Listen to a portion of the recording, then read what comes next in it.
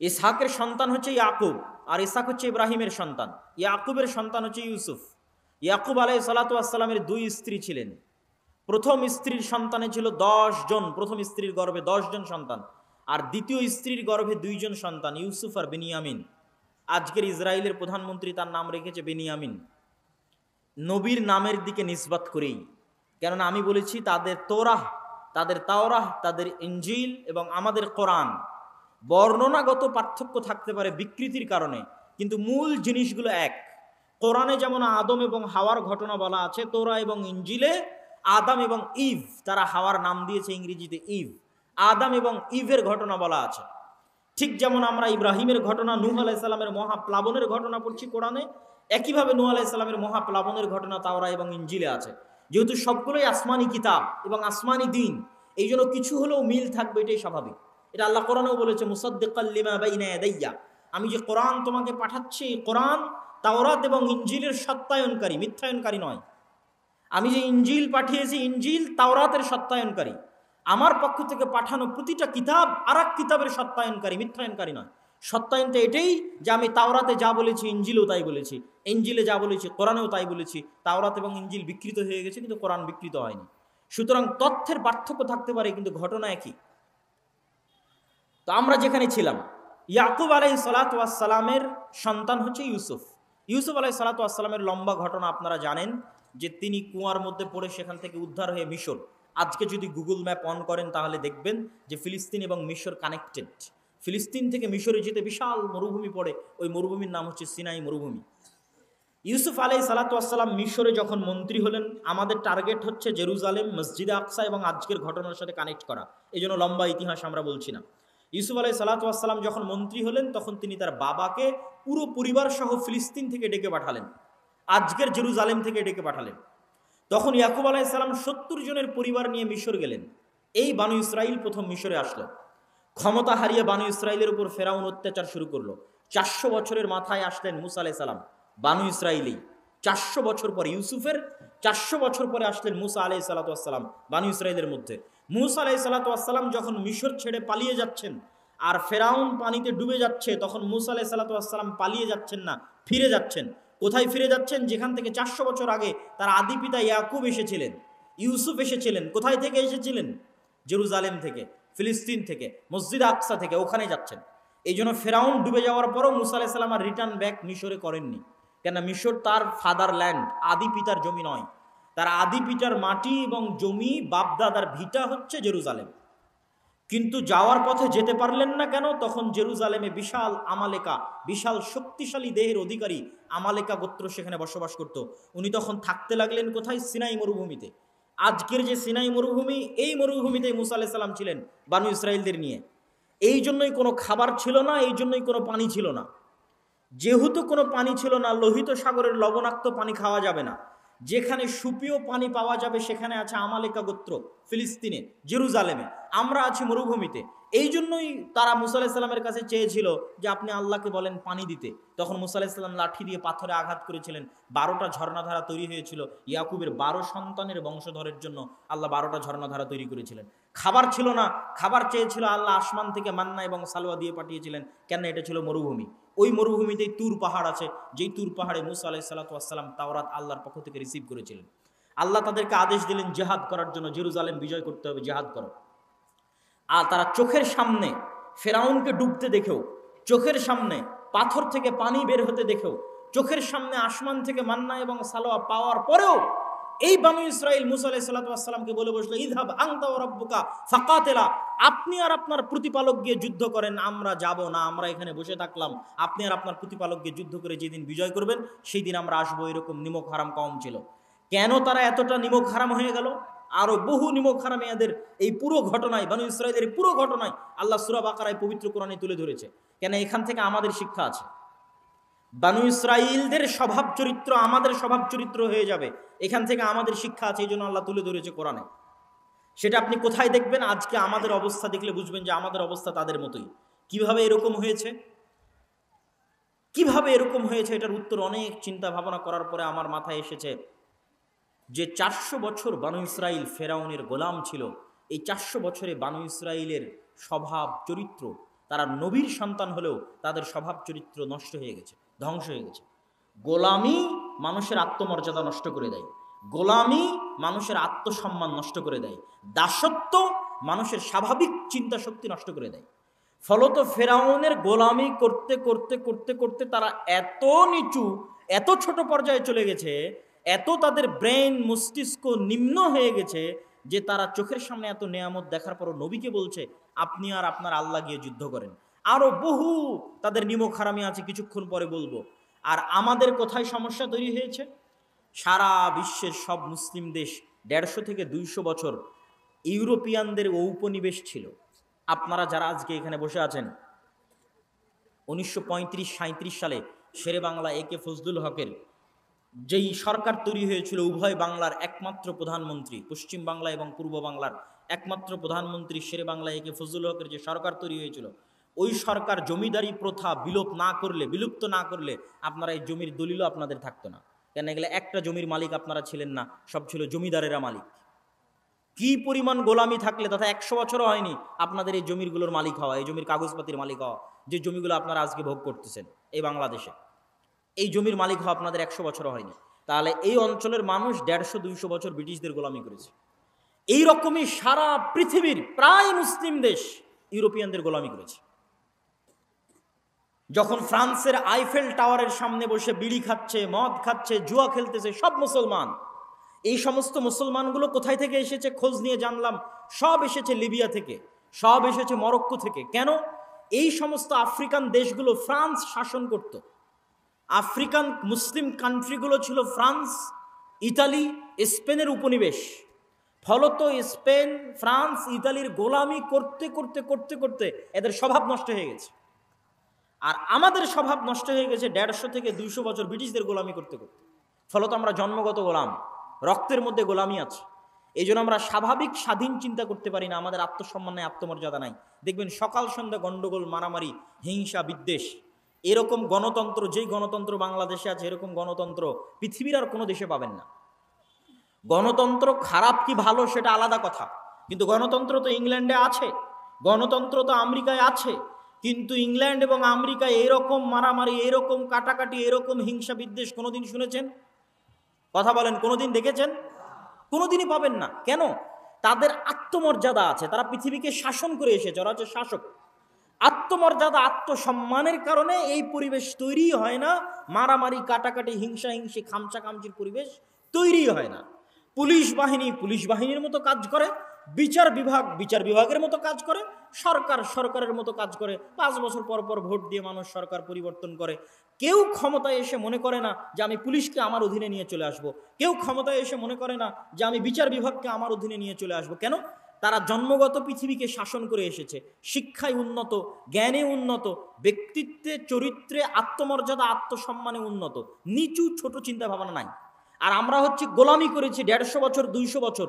যখন বাদশাহ আলমগীর ছিল তখনকার মুসলমানেরা এরকম ছিল না। মানে আজকের যে মুসলমান, আজ থেকে 300 বছর আগে যখন বাদশাহ আলমগীর এদের শাসন করেছে তখনকার মুসলমানেরা এরকম ছিল না। তখন মাদ্রাসা মসজিদের নামে গোটা ভারতের 5 ভাগের 1 ভাগ সম্পত্তি শুধু মাদ্রাসা মসজিদের নামে অক্ষ করা ছিল। গোটা ভারত, পাকিস্তান, বাংলাদেশকে 5 ভাগ করবেন, 5 ভাগ করে 1 ভাগ করলে কত হাজার বিঘা হয়?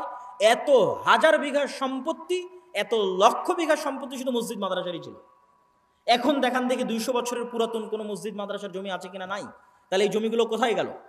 যখন লাখিরাত সম্পত্তি বাজেয়াপ্তকরণ আইন পাশ করেছিল ব্রিটিশরা, তখন এগুলো সব সম্পত্তি বাজেয়াপ্ত হয়ে গেছিল। মসজিদ মাদ্রাসার নামে 500-600 বছর যাবৎ মুসলমানদের ওয়াকফ করা জমি বাজেয়াপ্ত হয়ে গেছে। মানে মুসলমানেরা তো এই দেশে 150-200 বছর থেকে নাই, প্রায় 1000 বছর থেকে এই দেশে আছে। তাহলে 1000 বছরের পুরাতন মাদ্রাসাও থাকতে হবে, 1000 বছরের পুরাতন মসজিদও থাকতে হবে, অসংখ্য। নাই কেন? এগুলো সব সম্পত্তি বাজেয়াপ্ত হয়ে গেছে, ছিল। এই গোলামি মুসলমানদেরকে ধ্বংস করে দিয়েছে।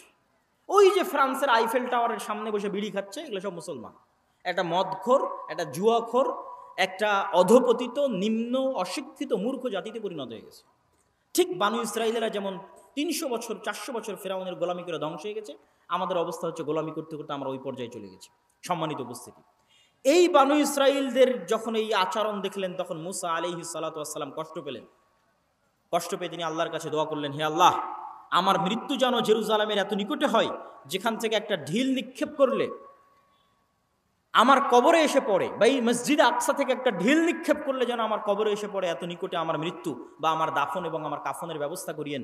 এটা বুখারীর হাদিস। আল্লাহর নবী বলছেন, আমি ফিলিস্তিনে থাকলে তোমাদের দেখাতাম কোথায় মুসা আলাইহিস সালাতু ওয়াস সালামের কবর রয়েছে। মুসা আলাইহিস সালাতু ওয়াস সালামের মৃত্যুর পরে আসলেন ইউশা বিন নুন। 40 বছরের আযাব শেষ হলো বানি ইসরাইলের। আযাব শেষ হওয়ার পর ইউশা বিন নুনের নেতৃত্বে তারা জিহাদ করলো। লম্বা ঘটনা। জিহাদের দিন আল্লাহ সূর্য থামিয়ে দিলেন। যুদ্ধের দিন পৃথিবীর ইতিহাসে প্রথম একবার মাত্র আল্লাহ সুবহানাহু ওয়া তাআলা সূর্য থামিয়ে দিয়েছিলেন। সেই দিন এই দিন, যেই দিন জেরুজালেম মসজিদে আকসা বিজয় হবে সেই দিন। ইউশা বিন নুনের নেতৃত্বে মসজিদে আকসা বিজয় করতে গিয়ে শুক্রবার বিকেল হয়ে গেছে। শুক্রবারের সন্ধ্যা নামলে শনিবারের দিন শুরু হবে। শনিবারের দিন শুরু হলে যুদ্ধ বিগ্রহ নিষিদ্ধ। সেই দিন অনুযায়ী, মুসা আলাইহিস সালামের দিন অনুযায়ী, তাওরা অনুযায়ী শনিবারের দিন শুরু হলে যুদ্ধ বিগ্রহ নিষিদ্ধ। শুক্রবার সন্ধ্যা হলেই যুদ্ধ বিগ্রহ নিষিদ্ধ হবে। এই জন্য ইউশা বিন নুন আল্লাহর কাছে দোয়া করলেন, আল্লাহুম্মা হবিস আলাইনা ইয়া শামস ইন্নাকা মা'মুরা ওয়া আনা মা'মুরুন। হে সূর্য তুমি আদিষ্ট আর আমিও আদিষ্ট। হে আল্লাহ, এই সূর্যকে আপনি আমাদের উপর থামিয়ে দিন, যেন যুদ্ধ শেষ করে বাইতুল মুকাদ্দাস মসজিদে আকসা বিজয় করতে পারি। আল্লাহর নবী বলছেন যে ইন্না শামসা লাম তুহবাস লিবাশারিন, পৃথিবীতে কোনোদিন সূর্য কোনো মানুষের জন্য থামেনি ইল্লা লিইউশা বিন নুন, একমাত্র ইউশা বিন নুন এবং বানু ইসরাইলের জন্য আল্লাহ সূর্য থামিয়ে দিয়েছিলেন, যেন তারা মসজিদে আকসা বিজয় সম্পূর্ণ করতে পারে। কত বড় নিমক হারাম জাতি, চোখের সামনে দেখলো সূর্য থেমে গেছে। এই সূর্য থামানোর মাধ্যমে আল্লাহ তাদের মসজিদে আকসা বিজয় করার সুযোগ দিলেন। এবার আল্লাহ তাদেরকে আদেশ দিচ্ছেন, শোনো, যখন তোমরা কারিয়ায় প্রবেশ করবে, আমি তাদেরকে বলে দিলাম, যখন তোমরা এই শহরে প্রবেশ করবে তখন তোমরা বলবে হিত্তাতুন নাগফির লাকুম, তোমরা মুখে উচ্চারণ করবে হিত্তাহ, আমি তোমাদের ক্ষমা করে দিব। হিব্রু ভাষায় হিত্তা হচ্ছে আস্তাগফিরুল্লাহ, আরবিতে আস্তাগফিরুল্লাহ আল্লাযী লা ইলাহা ইল্লা হুয়াল হাইয়ুল কাইয়্যুম ওয়া আতুবু ইলাইহি, বা আরবিতে আস্তাগফিরুল্লাহ হচ্ছে হিব্রুতে হিত্তাহ। তোমাদের যে এত বড় অপরাধ, এত বড় গুনাহের পরও আমি মসজিদ আকসা বিজয় করার সুযোগ দিচ্ছি, তোমরা যখন জেরুজালেমে প্রবেশ করবে মুখে বলবে আস্তাগফিরুল্লাহ, আর মাথা থাকবে নিচু, সিজদারত অবস্থায় এই শহরে প্রবেশ করবে। এবার আল্লাহ নিজে কোরআনে বলছে, আল্লাহ সুবহানাহু ওয়া তাআলা নিজে কোরআনে বলছে যে বানু ইসরাইল যখন আল্লাহ সুবহানাহু ওয়া তাআলার এত বড় নিয়ামত দেখার পরও জেরুজালেমে প্রবেশ করলো, তখন পিছন আগে দিল, মাথা আগে নয়, মাথা উঁচু রেখে পিছন আগে ঠেলে শহরে দিল, আর মুখে উচ্চারণ করলো হিনতাতুন। হিনতাতুন মানে হচ্ছে গমের দানা। বলেন নাউজুবিল্লাহ। কত বড় নিমক হারাম কম, চোখের সামনে দেখলো যে আল্লাহ সূর্য থামিয়ে দিয়েছে, তবু আল্লাহর এই উপস্থিত আদেশ লঙ্ঘন করে দিল। সম্মানিত উপস্থিতি, এই জন্যই রাসূলুল্লাহ সাল্লাল্লাহু আলাইহি ওয়াসাল্লাম যেদিন মক্কা বিজয় করেছিলেন, পড়ে দেখবেন রাসূল সাল্লাল্লাহু আলাইহি ওয়াসাল্লাম যেদিন মক্কা বিজয় করেছেন, ওই দিন যেই দিক মক্কা শহরের উঁচু সেই দিক থেকে নামবেন। তো মক্কা শহরের উঁচু দিক থেকে নামছিলেন, এমনিতেই উট হেলেছিল, রাসূলুল্লাহ সাল্লাল্লাহু আলাইহি ওয়াসাল্লাম তার মস্তক আরো হেলিয়ে দিলেন।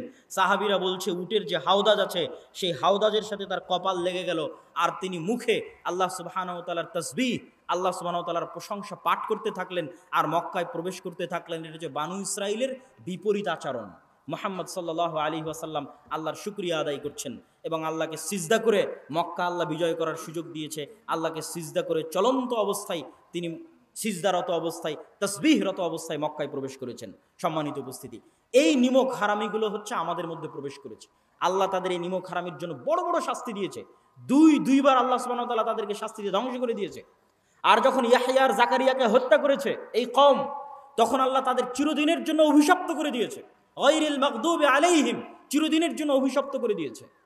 ইউশা বিন নুনের পরে এই জেরুজালেমে শাসন কায়েম করলেন দাউদ আর সুলাইমান। অন্তত 200-300 বছর পরে হবে দাউদ আর সুলাইমান এখানে শাসন কায়েম করলেন। পৃথিবীর সবচেয়ে বড় রাজত্ব কায়েম হলো জেরুজালেমে। আর মসজিদে আকসা দ্বিতীয়বার নির্মাণ করলেন সুলাইমান আলাইহিস সালাতু ওয়াস সালাম।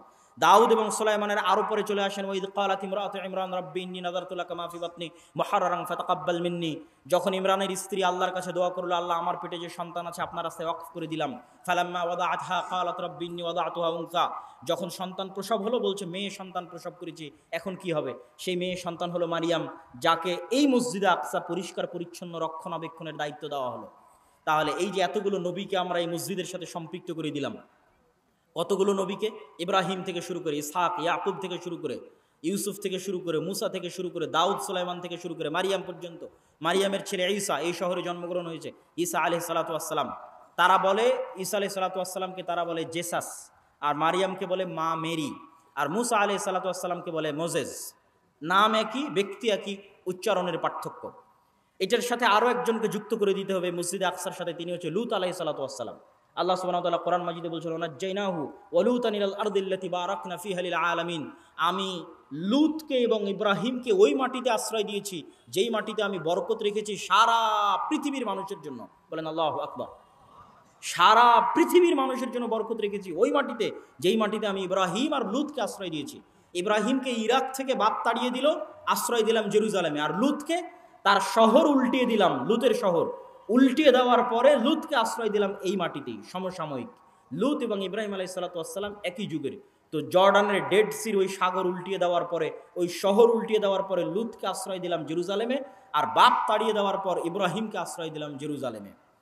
এতগুলো নবীর আমরা সম্পর্ক তৈরি করে দেখালাম এই জেরুজালেমের সাথে। আমাদের নবীর ছোট্ট দুইটা সম্পর্ক, সুবহানাল্লাযী আসরা বিআবদিহি লাইলাম মিনাল মাসজিদিল হারাম ইলাল মাসজিদিল আকসা আল্লাযী বারাকনা হাওলাহু।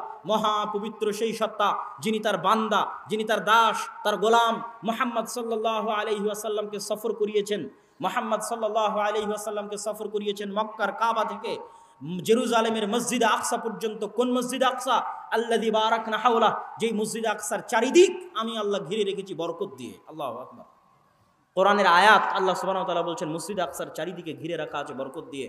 সেই মসজিদে আকসায় আমি সফর করিয়েছি আমার বান্দা মুহাম্মদ সাল্লাল্লাহু আলাইহি ওয়াসাল্লামকে, যেখানে তিনি সকল নবীর ইমামতি করেছেন, বোরাক বেঁধে রেখেছেন, সেখান থেকে আসমানে সফর করেছেন, আবার আসমান থেকে মসজিদে আকসা হয়ে ফিরে তিনি কাবায় চলে এসেছেন, মক্কায় চলে এসেছেন। সম্মানিত উপস্থিতি, আল্লাহর নবীর পরে জেরুজালেম বিজয় করেছেন ওমর রাদিয়াল্লাহু তাআলা আনহু। আল্লাহর নবীর জীবদ্দশায় আরেকটি ছোট্ট ঘটনা হচ্ছে, ক্বাদ নারা তাকাল্লুবা ওয়াজহিকা, আমি দেখছি বারবার আপনার চেহারা আসমানের দিকে। কেন? আমাদের দিনের প্রথম কেবলা ছিল মসজিদে আকসা, প্রথম কেবলা। প্রথম যখন সালাত ফরজ হয়, তখন সালাত ফরজ হওয়ার পরে যেই দিকে মুখ করে সালাত আদায় করতে হতো সেটা হচ্ছে মসজিদে আকসা। তো মদিনায় হিজরত করার আগ পর্যন্ত আল্লাহর নবীর কোনো কষ্ট হতো না। কেন কষ্ট হতো না? আল্লাহর নবী কাবা ঘরের এমন জায়গায় দাঁড়াতেন, মসজিদে আকসা মুখী হয়ে সালাত আদায় করার জন্য কাবার এমন জায়গায় দাঁড়াতেন যে কাবাও সামনে হতো, মসজিদে আকসার দিকেও মুখ হতো। এটা কঠিন কিছু না, আপনি তো কাবার চারিদিকে মুখ করে সালাত আদায় করতে পারবেন। তো আমি কাবার এমন দিকে মুখ করে সালাত আদায় করতাম যেই দিকে মুখ করে সালাত আদায় করলে সামনে কাবা, আবার কি পড়বে? মসজিদে আকসা জেরুজালেম পড়বে। তো এই জন্য মক্কায় আল্লাহর নবীর কোনো কষ্ট হতো না। আমি সামনে কাবাও রেখেছি, আবার কেবলাও করেছি মসজিদে আকসার দিকে। কিন্তু মক্কা থেকে যখন মদিনায় গেলেন, দুটো তো আর একসাথে হয় না। কাবা একদিকে, জেরুজালেম আর একদিকে, একসাথে তো দুটাকে তিনি কেবলা বানাতে পারছেন না। তখন থেকে তার কষ্ট শুরু হলো। তখন থেকে তিনি আসমানের দিকে তাকাতেন, কেবলা যেন কাবা করে দেওয়া হয়, এই মর্মে। তাহলে আমাদের মসজিদে আকসার সাথে আমাদের দ্বিতীয় আর একটা সম্পর্ক হচ্ছে, মসজিদে আকসা আমাদের প্রথম কেবলা।